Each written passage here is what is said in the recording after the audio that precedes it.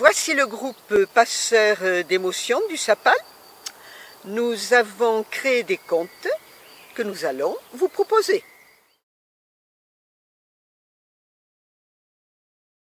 Du rififi dans la basse-cour. Je te dis que ce foutu coq a jeté un sort à ma basse-cour. Valentine exprime ainsi son désarroi à son mari. C'est depuis son arrivée que mes poules sont perturbées. Elles ne pondent plus et perdent toutes leurs plumes.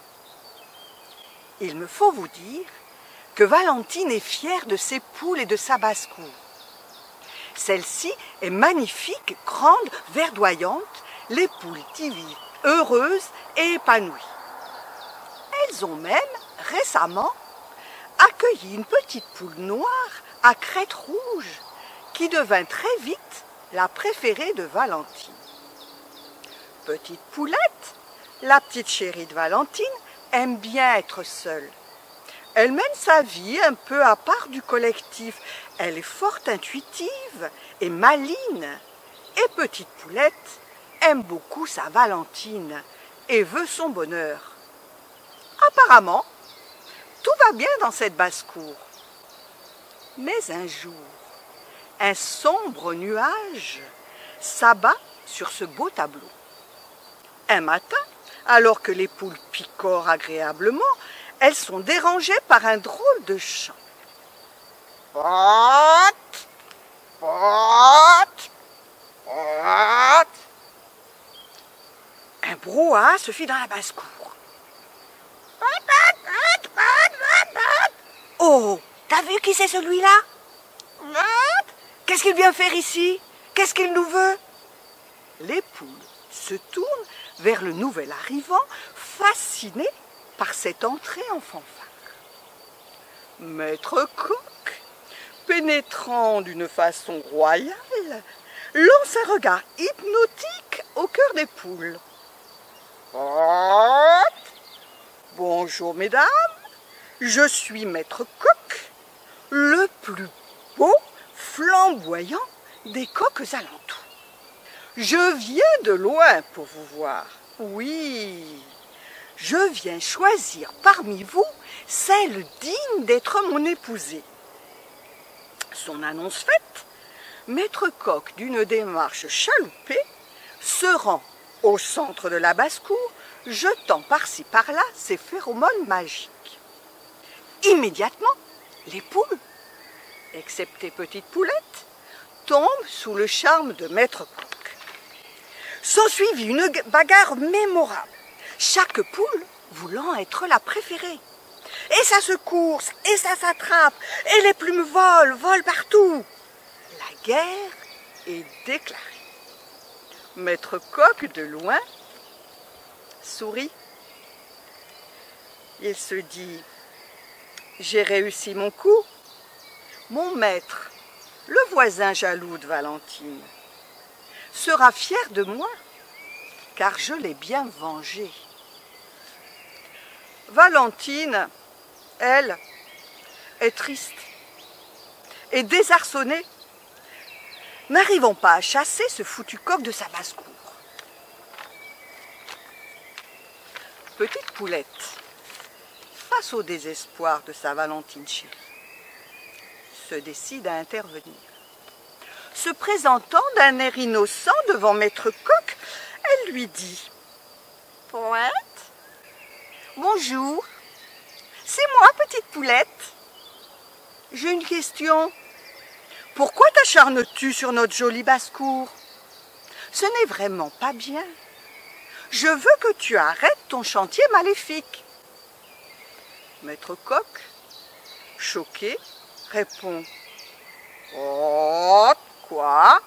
Vermisseau, tu oses me braver? Tu sais qui je suis?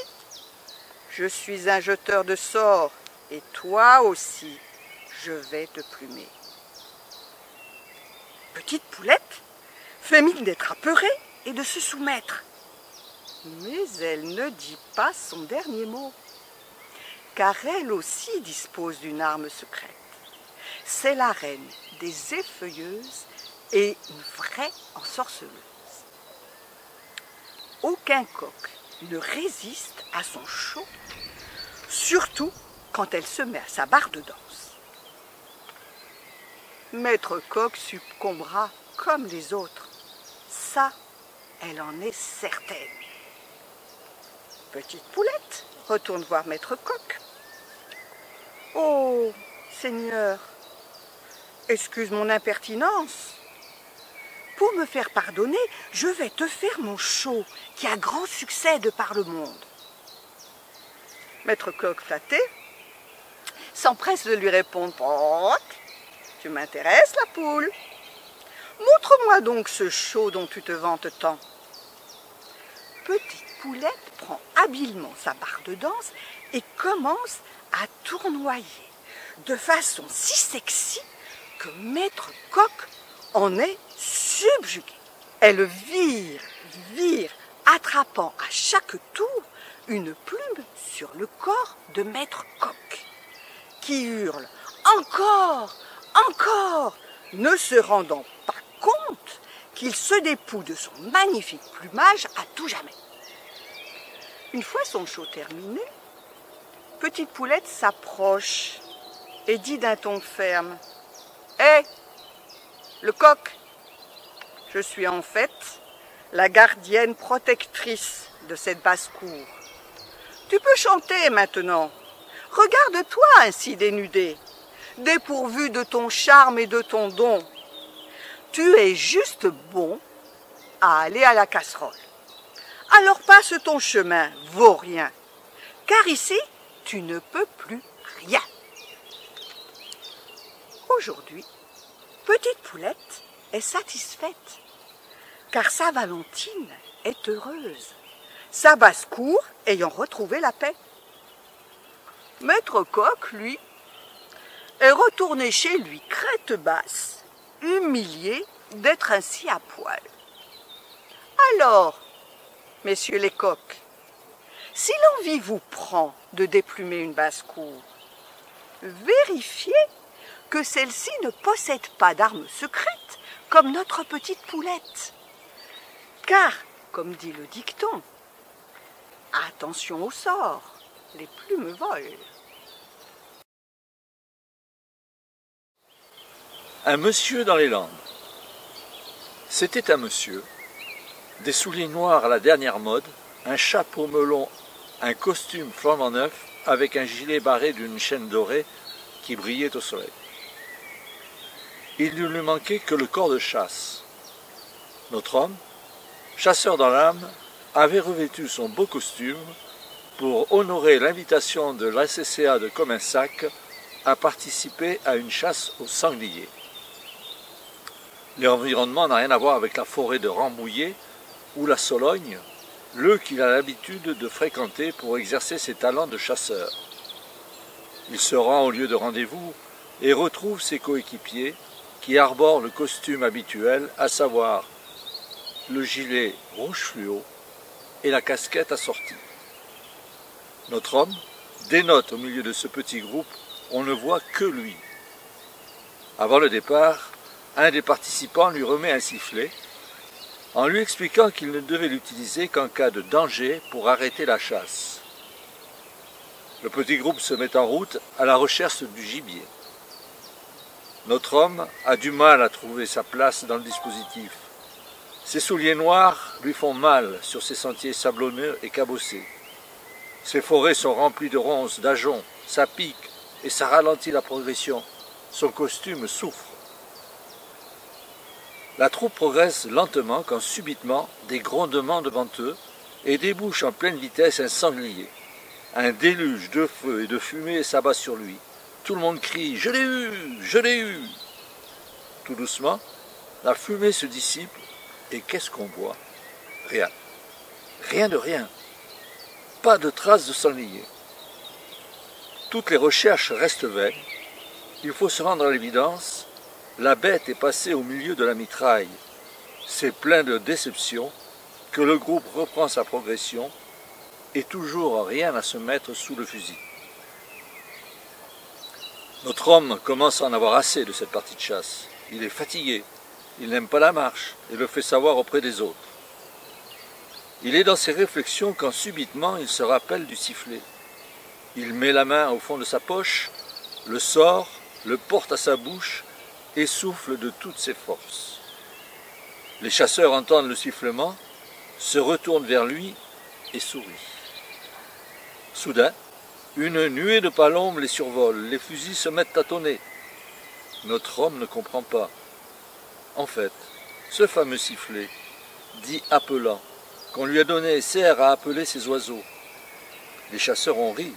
La farce a bien fonctionné. Nous n'étions pas à une chasse au sanglier, mais à une chasse à la palombe. C'est depuis ce jour que dans les Landes, ces pseudo-chasseurs parisiens sont appelés les appos. Ici va la plume. Adrien est triste. Devant lui, posées sur la table, les pages restent blanches. « Je te dis qu'on lui a peut-être jeté un sort », s'était exclamée sa femme. Un sort. Pouvait-il y croire? Tout a commencé il y a très longtemps, quand une plume était arrivée un jour de tempête. Elle avait franchi la fenêtre de sa chambre. Il avait été très surpris. Elle s'était approchée de lui, blanche, toute fine, mais aussi toute mouillée. Elle était belle, et Adrien l'avait prise dans ses mains et constatait qu'elle était toute tremblante. De peur? Apparemment non, car dès qu'il avait approché la feuille, Plume s'était mise à trembler encore plus fort, et après l'avoir trempée dans l'encrier, elle s'était mise à diriger la main d'Adrien. Elle glissait sur la feuille, tournait, virevoltait, et les idées de conte se bousculaient dans la tête de l'écrivain. Et depuis, que de merveilleux moments avait-il partagés. Alors oui, peut-être lui a-t-on jeté un sort, et je pense que c'est Pierrot. Une nuit, j'ai trouvé Plume devant la fenêtre, toute droite, toute ébouriffée, collée à la vitre, et j'ai vu, oui, j'ai vu Pierrot sur la lune qui lui faisait des signes. À partir de ce moment-là, tout a changé. Au tout début, Plume ne glissait plus aussi facilement sur la feuille, et les idées en désordre se bousculaient dans ma tête, et les pages se remplissaient de ratures. Maintenant, Plume passe toutes les heures de la nuit collée à la vitre. Moi-même, je n'ai plus d'inspiration, plus rien ne l'intéresse, et mes mains restent indéfiniment immobiles. Ce soir, comme tous les soirs, Adrien monte dans sa chambre. Il allume la bougie, pose une feuille devant lui, prend Plume dans ses mains, et après l'avoir trempée dans l'encrier, il pose Plume sur la feuille. Il ne se passe rien. Soudain, un petit air venant de la fenêtre fait frémir Plume. Adrien tourne la tête et là, assis sur le rebord de la fenêtre, se trouve un jeune homme tout vêtu de blanc. « Bonsoir, Adrien. Tu me reconnais, je suis Pierrot. Plume me manque autant qu'elle manque à la lune et aux étoiles. Elle est partie pour découvrir le monde, mais chez toi, elle est arrivée pour écrire des contes. Mais d'ici bas, le monde est bien étroit et nous lui manquons autant qu'elle nous manque. Alors voilà, en échange de plumes, je vais te donner quelque chose. » Pierrot sort une petite boîte de sa poche. À l'intérieur se trouve un objet. Il trempe l'objet dans l'encrier, tire sur un piston, l'encre monte dans le cylindre, puis il tend l'objet à l'écrivain. Nous appelons cet objet un stylo plume. Mais celui-ci est magique. Avec lui, tu vas pouvoir écrire des contes, et moi, ayant retrouvé Plume, je t'enverrai de la lune toute l'inspiration dont tu as besoin. Et c'est ainsi que depuis ce jour-là, tous les écrivains se méfient des sorts, car l'inspiration et les plumes peuvent s'envoler. Tous n'ont pas, comme Adrien, un stylo magique. Merci de nous avoir écoutés jusqu'au bout, et nous serions heureux de vous retrouver une prochaine fois.